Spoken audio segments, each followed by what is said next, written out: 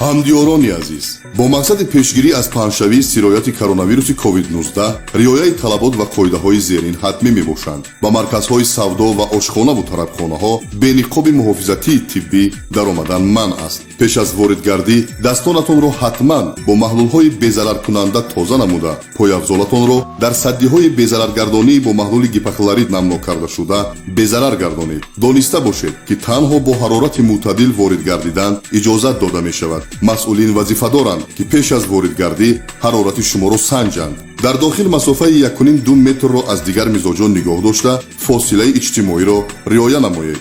дар гирди мизи таомхӯрӣ низ дар фосилаи муқаррар гардида нишаста, мутмаин бошед, ки масофаи байни шумо ва дигар мизоҷон риоя гардидааст. пеш ва пас аз тановули таом бо риояи қоидаҳои гигиенӣ дастонатонро бо истифодаи собун ё маҳлулҳои безараркунанда безарар гардонед. дар хотир дошта бошед, ки пешгирии паҳншавии сирояти коронавируси COVID-19 аз қатъият ва масъулияти ҳар яки мо вобастагӣ дорад. ҳадафи мо солимии шумост.